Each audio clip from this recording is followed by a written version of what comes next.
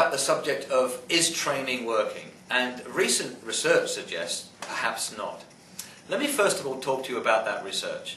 Two American professors, Detterman and Sternberg, wrote a book last year called Transfer on Trial, which looked at the transfer of learning from classroom to workplace. And they concluded, rather depressingly, that in terms of skills training, things such as management training, sales training, customer service training, any form of interpersonal skills, that 86% of that training failed to get people to the point of competence, i.e. to the point where they were capable of using it in the workplace. So that's 14% or less that transfers from classroom to workplace. Now we need to examine why that's the case.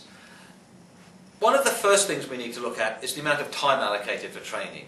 20 odd years ago, back in late 70s, early 80s, the amount of time devoted to a sales training course was typically between 5 and 8 days. Now we typically have 2 to 3 days. Sometimes we have significantly less than that.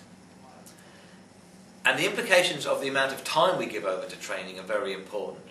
When we talk about skill development, people improve through one mechanism, and that's practice and feedback.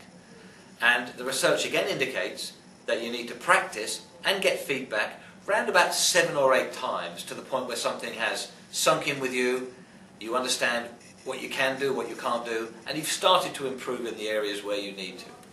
Now I would question whether any training course gives someone the opportunity to practice specific skills 7 or 8 times. The other implication of reducing the amount of time for training from close to 2 weeks to 1 or 2 days is that we take a huge amount of content and we condense it down into a really short period of time.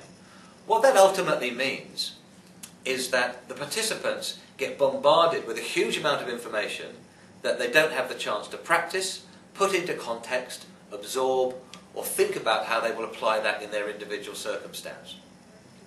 So we have to accept that training, if it does anything, and it does do something, it positions best practice. It gives people a view of what it looks like if you get it right. What it doesn't do in any way is help them to be good at it. Training does not create experts, nor does it give people the opportunity to genuinely develop skills. It simply points out what it looks like if you get it right. And therefore something else must happen to these people to allow them to transfer learning from classroom to workplace and to develop skills to the point where A, they're prepared to use them, and B, they're having a positive impact upon the performance of the business.